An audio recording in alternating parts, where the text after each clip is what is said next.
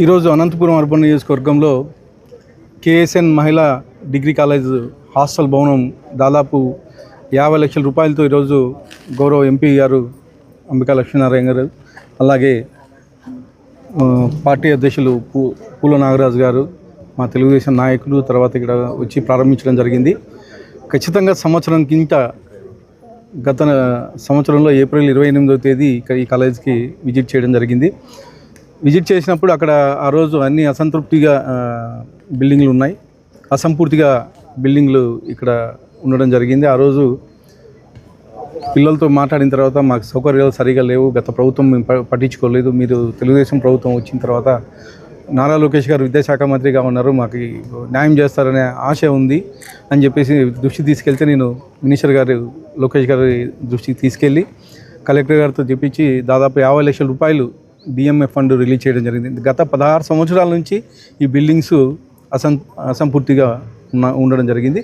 దానిలో భాగంగా సంవత్సరం కాలంలోనే ఈరోజు కన్స్ట్రక్షన్ చేయించి దాదాపు 100 మంది విద్యార్థులకు పైగా ఇక్కడ జాయిన్ చేసుకోవడం జరుగుతూ ఉంది. అంటే గతంలో కన్నా ఇంకో 100 మంది ఎక్కువ పెరగడం జరుగుతుంది. అంటే తెలుగుదేశం ప్రభుత్వం కమిట్మెంట్ ఉండే ప్రభుత్వం.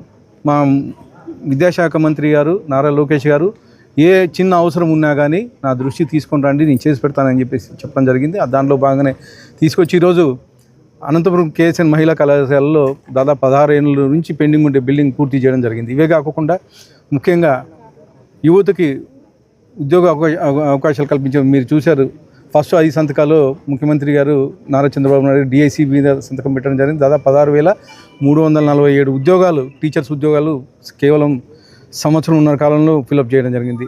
మళ్ళీ ఈ సంవత్సరంలో దాదాపు 10,060 ఉద్యోగాలు, గవర్నమెంట్ ఉద్యోగాలు జాబ్ క్యాలెండర్ రిలీజ్ చేయడం జరిగింది. అంటే మా ముఖ్యమంత్రి వర్యులు అయితే ఏమి, అలాగే మా విద్యాశాఖ మంత్రి నారా లోకేష్ గారు అయితే ఏమి, అంటే ఒక కమిట్మెంట్ ఉండే నాయకులు దాదాపు అంటే 20 లక్షలు పైగా ఉద్యోగాలు తీసుకొని రావాలని రూపకల్పన జరుగుతూ ఉంది. మీకు తెలుసు 2014-19లో కియా పరిశ్రమను తీసుకొచ్చి నిరుద్యోగ యువత దాదాపు 50,000 మందికి ఈరోజు ఉద్యోగ అవకాశాలు అనంతపురం జిల్లాలో కల్పించడం జరుగుతూ ఉంది. అంటే ప్రతి కోణాన్ని, ప్రతి పెట్టుబడితో పాటు ఉద్యోగ అవకాశాలు కల్పించే విధంగా స్టూడెంట్స్కి బయటకు వచ్చిన తర్వాత ఉద్యోగ అవకాశాలు కల్పించే విధంగా మా విద్యాశాఖ మంత్రి చేయడం జరుగుతుందని చెప్పేసి తెలియజేస్తూ మరొకసారి మా అనంతపురం అర్బన్ నియోజకవర్గాల తరఫున నారా లోకేష్ గారికి, విద్యాశాఖ మంత్రి గారికి ధన్యవాదాలు తెలుపుతాం. అందరికీ నమస్కారం. ఈరోజు అనంతపురం అర్బన్ గౌరవ శాసనసభ్యులు దగ్గుపాటి వెంకటేశ్వర ప్రసాద్ గారి ఆధ్వర్యంలో కేఎస్ఎన్ ప్రభుత్వ మహిళా కళాశాలలో చాలా ఇబ్బందికర పరిస్థితులలో ఇక్కడ హాస్టల్ భవనము అసంపూర్తిగా ఉన్నది చూసి వెంటనే నిధులు మంజూరు చేయాల్సిందిగా కలెక్టర్ గారిని కోరిన తర్వాత డిఎంఎఫ్ ద్వారా 50 లక్షల నిధులు విడుదల చేయడం, అది వెంటనే ఇక్కడ పనులు ప్రారంభం చేసుకొని ఈరోజు వీళ్ళందరికీ కూడా మంచి సౌకర్యం కల్పించే దిశగా ఈరోజు ఈ కార్యక్రమాన్ని ప్రారంభోత్సవం చేయడం, అందులో నేను కూడా పాల్గొనడం చాలా అదృష్టంగా భావిస్తున్నాను.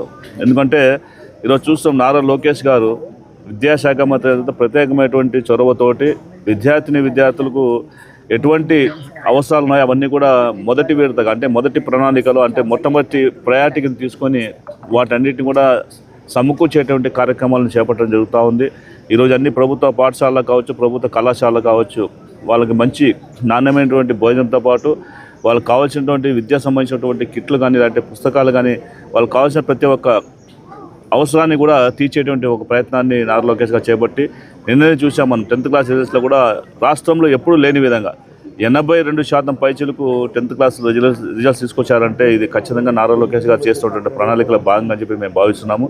ఈరోజు అందరం కూడా ఒకటే మేము చూస్తున్నాం, ఆంధ్రప్రదేశ్లో ఉన్నటువంటి విద్యార్థులందరూ కూడా మంచి భవిష్యత్తు ఇవ్వాలి, తద్వారానే సమాజం బాగుపడుతున్నటువంటి ఆలోచనతో లోకేష్ గారు మొట్టమొదటి ప్రయారిటీని విద్యాశాఖ మంత్రిగా ఆయన ఈ యొక్క పదవి స్వీకరించినప్పటి నుంచి కూడా అనేక రకాలైనటువంటి కార్యక్రమం చేపట్టబోతున్నారు. అదేవిధంగా పేరెంట్స్ మీట్ పెట్టి పేరెంట్స్ని అదేవిధంగా టీచర్స్ని కోఆర్డినేట్ చేస్తూ ఎలాంటి విషయాల్లో పేరెంట్స్ జాగ్రత్తగా ఉండాలి, ఎలాంటి విషయాల్లో టీచర్స్కి సలహాలు ఇవ్వాలి, పిల్లలు స్కూల్ నుంచి వెళ్ళిన తర్వాత లేకపోతే కాలేజీ వెళ్ళిన తర్వాత ఎలాంటి పనులు చేసుకోవాలి, ఇంటికాడ ఏ విధంగా చదువుకోవాలి అనేటువంటి విషయాలన్నీ కూడా ఆ పేరెంట్స్ మీట్లో చక్కగా మనం మాట్లాడుకోవడం జరుగుతుంది. కాబట్టి ఇలాంటి వినూత్నమైనటువంటి పందాలు కొనసాగుతున్నటువంటి విద్యా వ్యవస్థను గాడిలో పెట్టి మంచి ఒక నాణ్యమైనటువంటి విద్యను అందిస్తున్నటువంటి ప్రభుత్వంగా తెలుగుదేశం పార్టీని ఎప్పుడు కూడా మనం గుర్తించుకోవాల్సిన అవసరం ఉంది.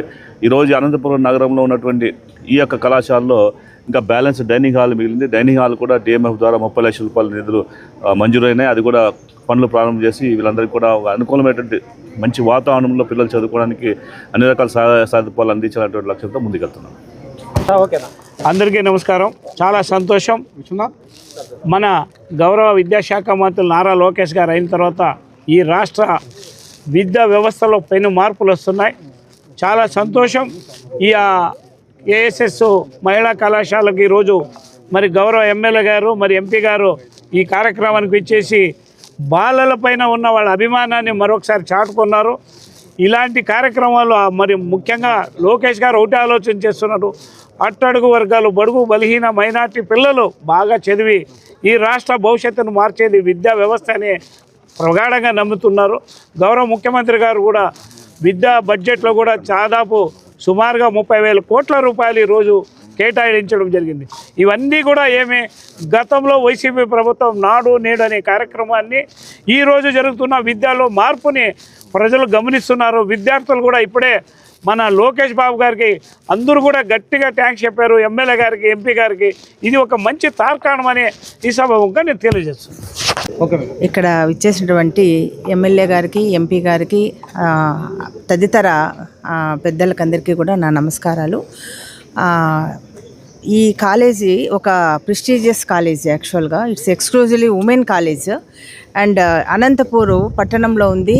వసతి గృహము ఇన్సైడ్ ఉంది, hostel inside student maintained hostel ఇది.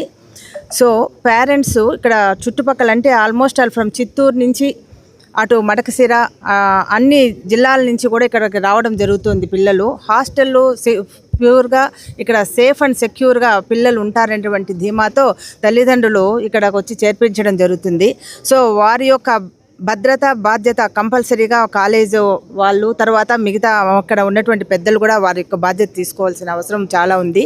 అది నేను జాయిన్ అయిన తర్వాత మన ఎమ్మెల్యే గారు, ఎంపీ గారు వచ్చి చూసిన వెంటనే ఇక్కడ ఇన్కంప్లీట్ రూమ్స్ ఉన్నాయి. అంటే 4 క్వాడ్రాంగిల్ ఉందండి ఇక్కడ. ఆ క్వాడ్రాంగిల్లో 2 వైపులా మనకి ఇన్కంప్లీట్ రూమ్స్, 2 హాల్స్ ఉన్నాయన్నమాట. సో దానివల్ల పిల్లలు చాలా ఇబ్బంది, ఒక్కొక్క రూమ్లో ఎక్కువగా నంబర్ క్రిక్కిరిసి ఉండడం వల్ల వాళ్ళు అనేక ఇబ్బందులు ఫేస్ చేస్తున్నారని గమనించి సార్ వాళ్ళని అడిగిన వెంటనే మనకి ఇక్కడ DMFT funds, district mineral trust foundation trust వాళ్ళు మనకు 50 lakhs ఇవ్వడం వలన ఆ ఇన్కంప్లీట్ రూమ్స్ గతంలో 16 ఏళ్ళుగా ఇన్కంప్లీట్గా ఉన్నటువంటి రూమ్స్ పూర్తి చేయడం జరిగింది. దాని వలన పిల్లలకి ఇక్కడ ఉన్నటువంటి పిల్లలు ఇంకా ఎక్కువ మంది 100 నెంబర్కి మేము అకామిడేట్ చేసేదానికి అవకాశం ఉంది. అలాగే మెస్ హాల్ కూడా రెన్యువేషన్కి సార్ గారు ఇప్పుడే చెప్పారు. సో దానివల్ల ఇంకా కూడా మాడ్యులర్ కిచెన్ చేస్తామని చెప్పారు. సో దానివల్ల ఇంకా పిల్లలు మంచి వసతితో ఇక్కడ ఉండడం జరుగుతుంది. అలాగే మా స్టూడెంట్స్ యొక్క ప్రత్యేకత ఏమి అంటే ముఖ్యంగా అకాడమిక్స్లో చాలా బాగున్నారు పిల్లలు, బాగా చదువుకుంటారు. రూరల్ బ్యాక్గ్రౌండ్ నుంచి వచ్చారు. పేరెంట్స్ చదువులు తక్కువ ఉంటాయి, వాళ్ళకి ఏమీ తెలియదు. మా మీద బాధ్యత ఇక్కడ వదిలిపెట్టి పోతారనమాట. సో వారి యొక్క రక్షణ కోసము, వారి యొక్క భద్రత, తర్వాత వారి యొక్క సౌకర్యం కోసము మనము ఇక్కడ ఈ హాస్టల్స్ ఉన్నాయి. ఇంకనూ కూడా ఈ హాస్టల్స్ ఇంకా ఒక బ్లాక్ కట్టినా కూడా మనకు అకామిడేషన్ అంటే బీకామ్, BA, BSc కోర్సెస్ ఉన్నాయండి. మాకు 15 ప్రోగ్రామ్స్ ఉన్నాయి. 15 ప్రోగ్రామ్స్లో కూడా ఇప్పటికీ సీట్లు కోసం బాగా డిమాండ్ ఉంది. అంటే మనకు 190 నెంబరు పైన బీకామ్లో ఉంటే ఇంకా కూడా ఒక 90 నెంబర్కు ఇంకా మాకు అకామిడేషను కావాలి. అట్లనే హాస్టల్ వసతి, ప్రతి ఒక్కరూ వచ్చిన వాళ్ళ హాస్టల్ వసతి అడుగుతున్నారు సార్. సో దానికని మనకు ఇక్కడ లేకపోవడం వల్ల పక్కన బయట ప్రైవేట్ హాస్టల్స్లో వాళ్ళు స్టే చేయడము, సెక్యూరిటీ ఉండదు. బయట నుంచి రోజు కాలేజ్కి రావాలా, పోవాలి. ఇటువైపు ఇంజనీరింగ్ కాలేజ్ ఉంది, ఇటువైపు RTO ఆఫీస్ ఉంది.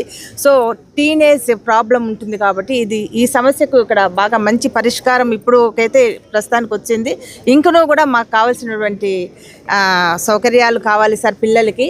సౌకర్యాల కంటే అత్యవసరమైనటువంటి విషయాలు ఉన్నాయి అక్కడ. అవి కూడా తమరు దృష్టి ఉంచి వాటిని కూడా చేస్తారని చెప్పి కోరుకుంటున్నాను. అలాగే మన సీఎం గారికి, నారా లోకేష్ గారికి నా కృతజ్ఞతలండి. Thank you sir for coming all the way and welcome to you for this opening ceremony. Thank you very much. గౌరవనీయులైన ఎంపీ, ఎమ్మెల్యే గారికి నా యొక్క నమస్కారాలు. ముందుగా నేను చెప్పడం ఏమంటే మా హాస్టల్ ముందు దానికి ఇప్పటికీ చాలా బాగుంది. మేము ఫైనల్ ఇయర్ అయిపోయిన తర్వాత ఇక్కడ నుంచి వెళ్ళిపోవాలి. కానీ మా జూనియర్స్ వచ్చే వాళ్ళందరికీ కూడా మంచిగా ఉండాలని చెప్పి మా ప్రిన్సిపల్ మేడం, ఎమ్మెల్యే గారితో, ఎంపీ గారితో, వీళ్ళతో మాట్లాడి మా యొక్క అకామిడేషన్ని ఇంకా మంచిగా చేయడం మాకు చాలా హ్యాపీగా ఉంది. ఈరోజు విచ్చేసిన అందరికీ వెల్కమ్. మరి రూమ్స్ మాకు ముందు బాగుండేటివి కాదు, వాటర్ ప్రాబ్లం, ఫుడ్ ప్రాబ్లం అవన్నీ కూడా ఉండేటివి.